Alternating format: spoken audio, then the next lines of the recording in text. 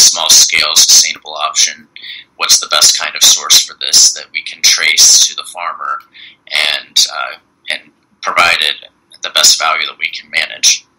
So at Nextdoorganics, are you guys tapping into or beginning to tap into urban farmers as well as the kind of the small startup and the smaller regular farmers, if there is such a term? Yeah, sure, exactly. Yeah, there's a huge community of rooftop farmers now and urban farmers that are in New York City, as well as small-scale food makers that are in New York City, small batch food makers and whatnot.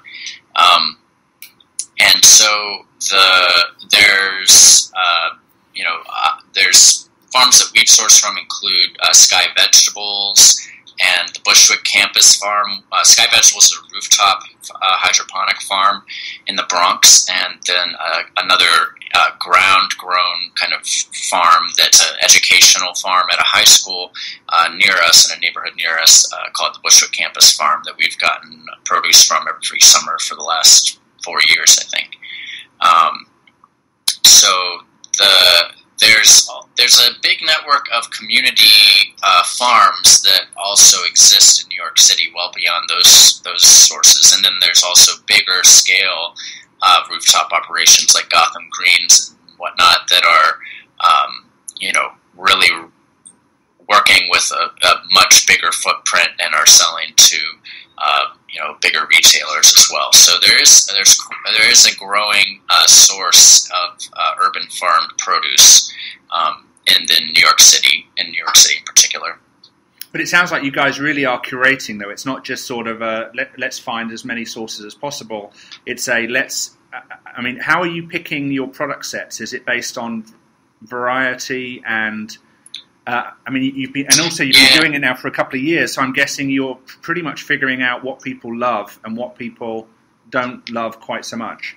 Yeah, there's a kind of magical formula that you have to use that takes into account a lot of very abstract variables, but in terms of what our members experience with their orders. But some of it has to do with getting a certain amount of weight to an order and a certain size thing, big bushel-y bunches of things that are that really communicate their value, and really flavorful things and colorful things, and especially during the summertime when it's easier, things that smell good have a big impact on people's experience of what they're getting.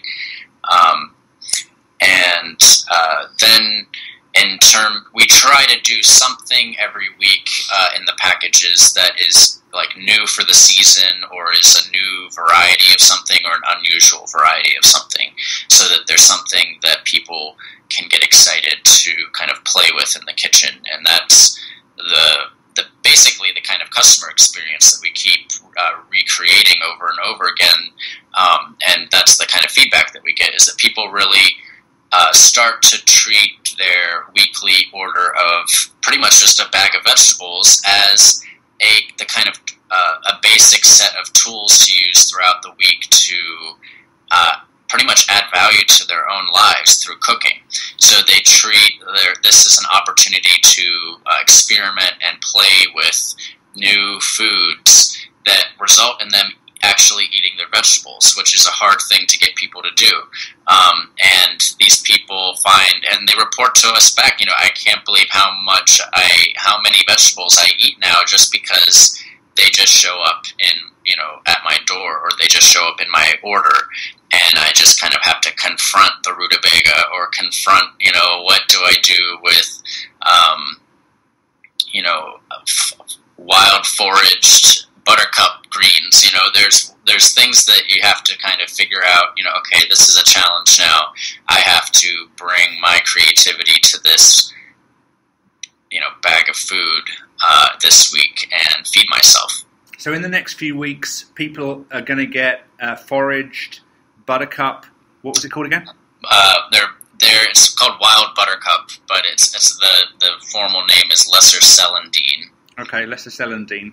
Yeah. And also you mentioned mushrooms. Yeah, there will be some oyster mushrooms coming, and then there's a whole sequence. This is going to happen throughout the throughout the summer and fall. Now there will be a kind of rotating supply of different wild edibles.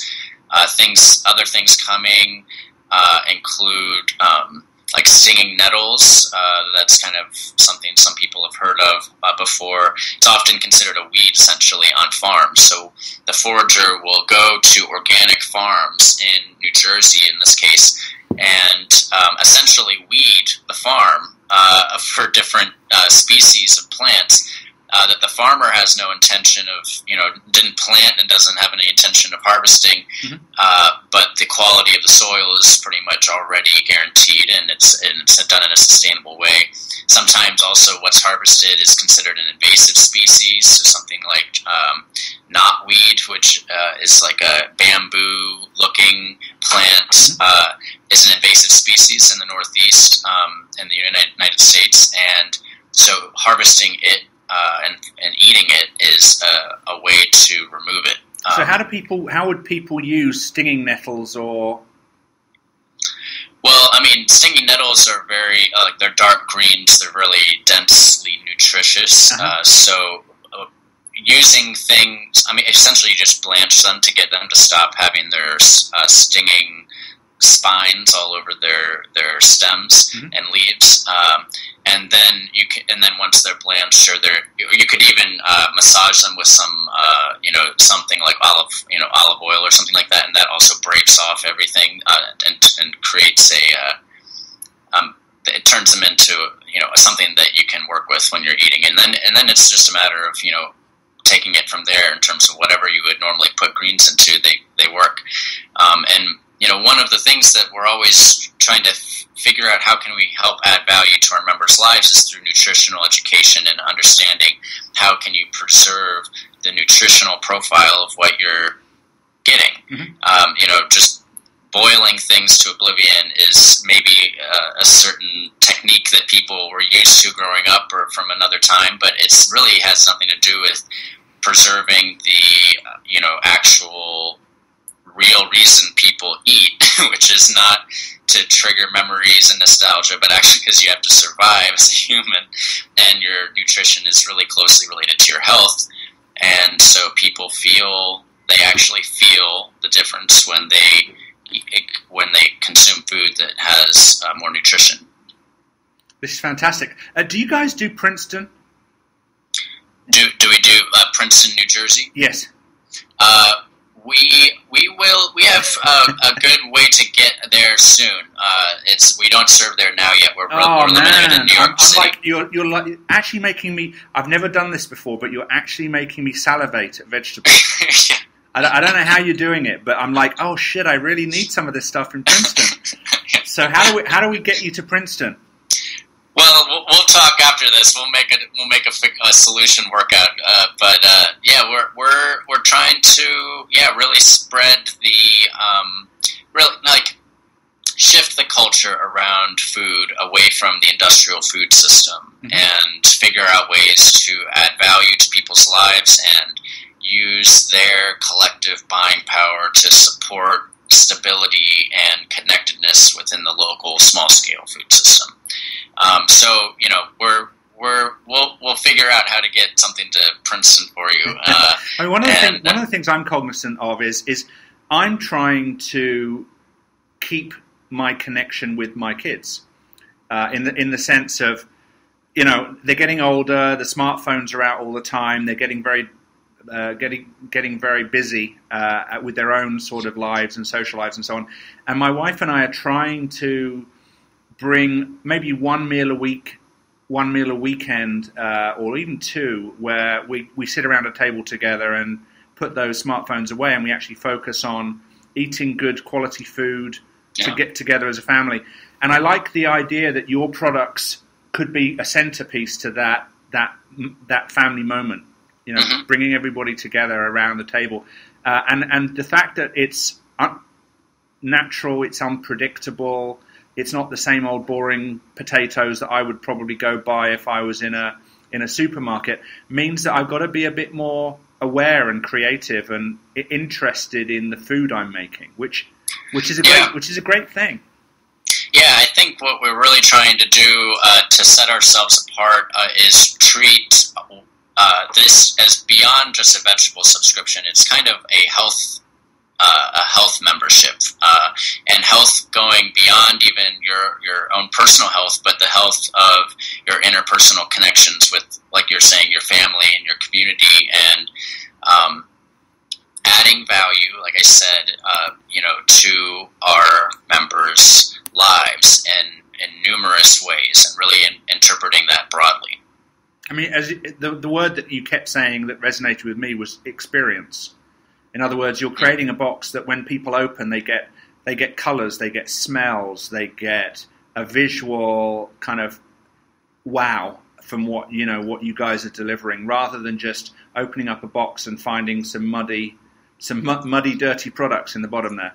Right, yeah, and I think also in terms of, kind of the other end of the spectrum, which is a big trend nowadays of the kind of meal kit delivery approach to eating and cooking, I think this is more like a Lego set rather than a pre-constructed, kind of toy, which what the meal kit thing would be. And it really then triggers a different kind of creativity in the user experience, where you make what you're inspired to make out of what you have in front of you, compared to, frankly, a model that is very hard to justify from the sourcing end of things, which is the meal kit subscription model, which it's, when you set expectations about what you're going to provide that aren't necessarily based on seasonality or the sourcing of where you're getting it, it can be difficult to then support small-scale farmers that are particularly volatile in their abilities to supply different things. So then you have to kind of level up to an industrial level of farming again that, may be organic. Some meal kit companies like to use organic sourcing, but not all. And the level that then they find they're needing to get access to food is only provided by industrial sources that aren't necessarily really, fitting what their customers are ultimately wanting in terms of how do farm workers get compensated, what are kind of the rights of people that are being observed, what is the traceability level, how many hands does this thing pass through, etc., which are all kinds of questions that kind of get blurred and obscured when you're sourcing from that kind of system. So what we're really wanting to stick to over time is this quality sourcing that we want to grow, obviously, and scale and further expand. But while we're doing that, creating and scaling our network of these smallest scale farmers, so that the hubs that we create beyond Brooklyn and in Princeton or in Boston or in DC are receiving and packing orders that are using what's coming from those local food networks around each of those hubs. So that's what we'd like to see develop further into the future, is an expansion of this kind of hub model that is community rooted and is local source rooted, and scale up the ability to support these these very small scale sources of fresh farmed food, foraged food, small batch made food. I guess one of the questions I have here is around as companies start to sell fruit and vegetables, i.e. supermarkets. Supermarkets have pretty stringent controls and requirements in terms of the fruit and vegetables that they purchase. So in other words, taking peaches as for instance, they specify color, they specify size, they specify that they have to be almost a perfect sphere and so on. Which ultimately means that when a large manufacturer of peaches is providing product for a large grocery store, there could be 20, 25%, 30% wastage before it even gets into the supply chain, where people are picking these things. No, okay, this one doesn't look quite right. It's considered an ugly fruit, whatever the hell that's supposed to mean. We're gonna throw that one away, and we're only going to pick this perfectly spherical peach. How do you guys deal with that? Do you encourage ugly fruit? Do you're not? I mean, on the one hand, you want to create an experience for people with the food you're providing to them, but on the other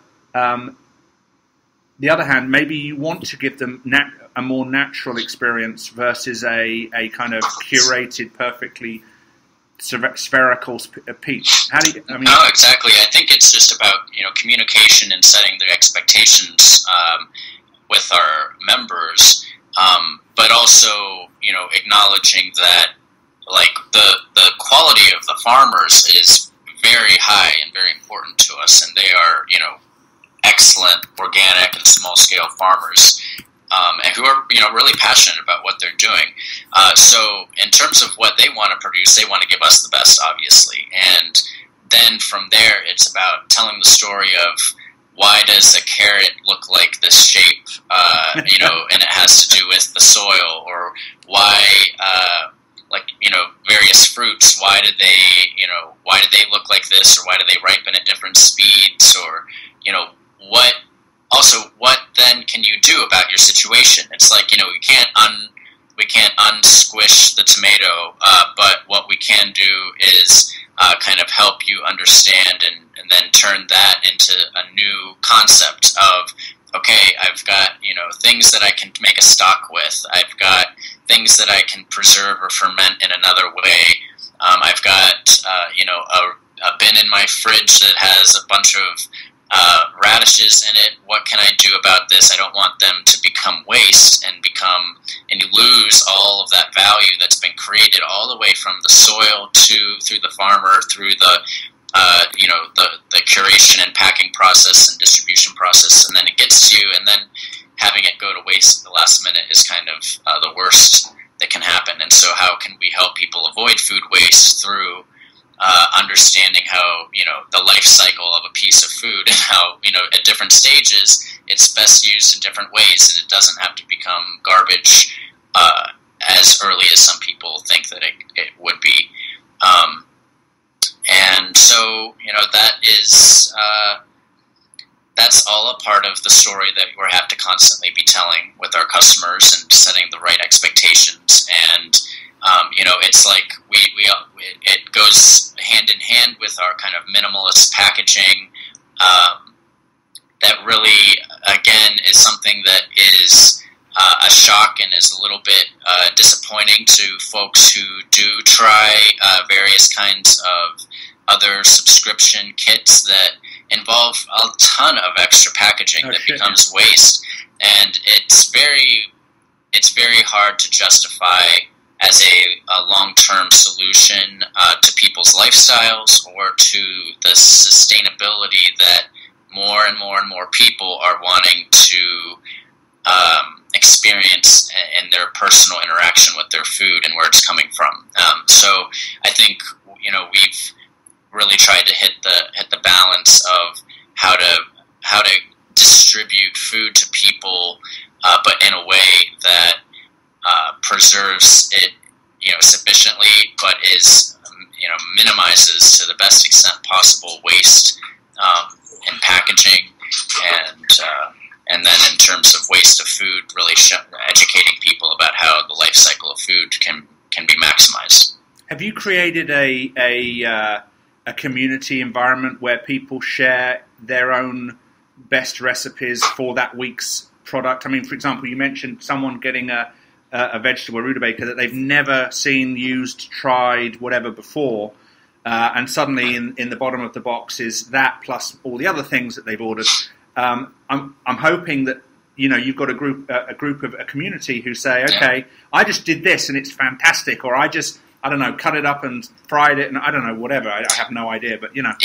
I mean, this really hits on one of our key components to our model, which is the co-creation of the value of the membership with our community. So it's not just that we are providing something to them and they're just accepting it, but we are actually actively creating opportunities for our members to contribute to the value creation opportunity.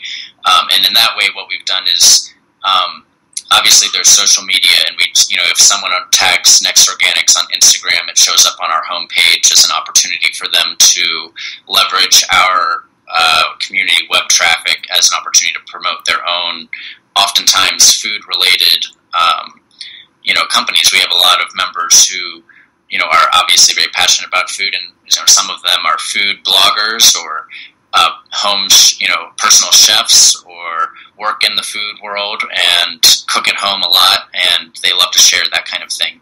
But then we also have a blog on our website, which has been it's been contributed to by members who get credits for their own food to contribute to our central blog by showing other people what you can do with the food, what the foods they're actually getting. Everyone, is getting all the same orders. Each week. They're somebody on Monday who makes it, one of our bloggers, if she gets her order on Monday and is making a recipe with rutabaga and posts it, and then people are. It's going to be in season. It's going to be something that people have in their fridges as well, and so then they'll be able to get at least inspired to start thinking about how to approach something, whether they follow recipes exactly. I think doing from our kind of internal surveys, people really use recipes as a way to, as a kind of jumping off point within their own environment, and get really creative actually after they've kind of hit upon a recipe that seems like it's useful. Do people are they pretty much getting the same stuff as everybody else? In other words, you'll have a rutabaga for everyone for that week as well as everything else, or is it some people get something, some people get other things? Well, there's different size packages, so the bigger packages will get more varieties of other things that we can only get in smaller quantities. So like the fewer, the main package that we offer is the most popular one for $25 an order. And then because we have these other options, they get more variety or different quantities of things. But no, it doesn't. It's not everybody the same thing for the whole week necessarily. It would be for the day. I'm wondering from a recipe perspective, if somebody puts a recipe out there, they're helping everybody that week, not just 5 of them or 10 of them or 15. Right, exactly. But yeah, they're using. But there's the seasonality of the produce, so it's it wouldn't be uncommon for this week for everybody to be getting rutabagas, because rutabagas are one of the things that we can do at this time of year. And also in July, maybe green peppers or something like that. It wouldn't be uncommon for everybody in a week to get green peppers, because that's in season at that time. And then the bloggers are using their orders, and so they're kind of cooking along with everybody else and sharing what they're doing. We've had we have a few bloggers and people who do their own food blogging as well, who will tag us on the posts on their own websites, and we'll do cross promotion stuff like that. And we've done other kind of artistic and creative swaps with art or digital art or photography for our kind of our own marketing purposes. So that all kind of fits under the umbrella of what I was kind of saying about co-creating the value of the membership with our members. Do you see people using Nextdoorganics as a supplement to their fruit and vegetables, or is it something that they can actually use to, get everything they need? I think what people often do in practice is use this as a way to get access to really high quality vegetables in particular, and then if they have a personal preference for adding on fruit or wild seafood or whatever it is that their particular diet is leading them to, they like getting access to that too, because frankly it is a difficult proposition to go and hunt all of these things down without it being a curated process. And there is a step change versus a supermarket if people go and... So I think people go to the supermarket to get, their pasta or their, spices or their, yogurt or something like that. Things that we don't necessarily carry all the time. But then when they go through the produce section of the supermarket in Brooklyn and Bed-Stuy, they quickly wander back out of it because it's not that exciting of an experience. And then the proposition of going after work to Whole Foods in New York City is something that will give you nightmares. So people are really looking for something that's easier than all of that, and that is pretty much just guaranteed from a sourcing perspective to just be really great quality and the best of what we can get a hold of throughout the year. And we really try to set expectations around that so that people are really feeling like they're, riding the seasonality of it and with everyone else and really, buying into the kind of stability of the local food network. Fantastic. I'm gonna pretty much slowly wrap this one up now. I really appreciate learning about Nextdoorganics. Give me again the kind of touch points where people can ask you questions, find out about the products, find out about your company, your mission, maybe you as an individual. It can be all of the above. Sure, yeah. We're at nextdoorganics.com. That's nextdoorganics.com. And we're there on Twitter and Instagram and Facebook at that address if you search for Nextdoorganics. And if you hashtag Nextdoorganics on Instagram, if you make something with some unique vegetable, it'll show up on our homepage, so you can share what you're doing with other people who are passing by our homepage as well. Do you incentivize people with that, like best photo of the month or any of those sorts of things? We've definitely tried. We're always thinking about how to build a kind of new loyalty program that really is creative with that aspect and the community sharing aspect. So I think in future iterations of our technology, we're going to include some creative stuff like that really kind of seamlessly, smoothly encourages that kind of participation online. But yeah, we definitely encourage it nonetheless. And what geographies do you currently cover? If people are in, where are your neighborhoods that you serve? We are based in Bed-Stuy, Brooklyn, and we deliver throughout New York City.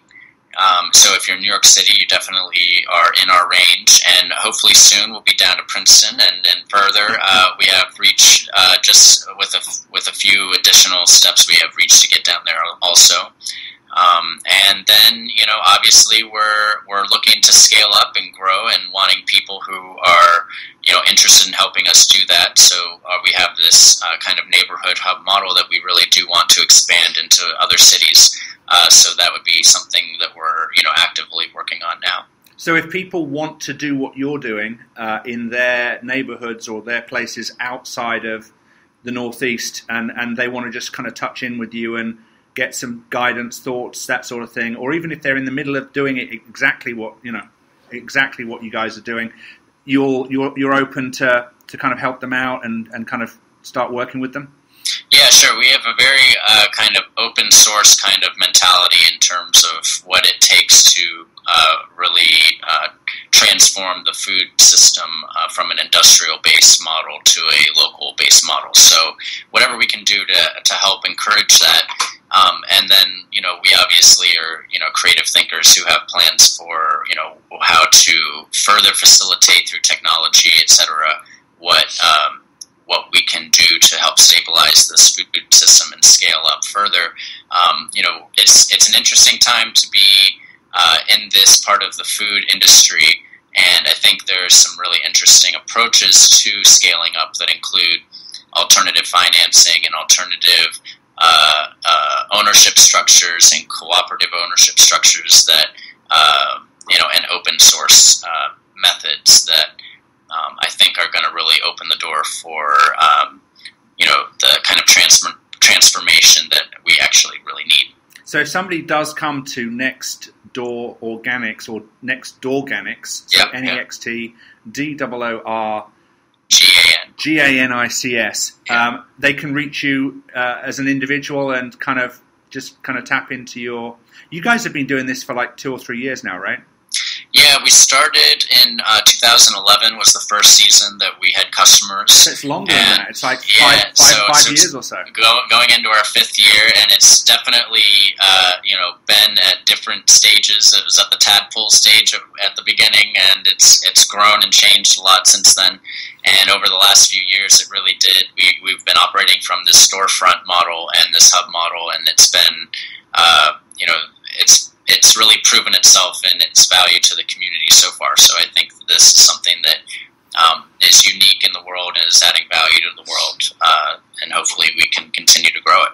I just love that you guys are creating a kind of a real experience with locally grown fruit and vegetable, getting people into not only their communities but also getting them into seeing what could be considered mundane but in a new and exciting way. I really hats off to you guys. Thanks a lot. All right, man. I'm going to press the pause, and I'm going to thank you very much for your time today. And then that's it. Give me one moment. I'm just going to press the various buttons so that anything you say that's secret, top secret, and private isn't something shared with the whole universe. Okay.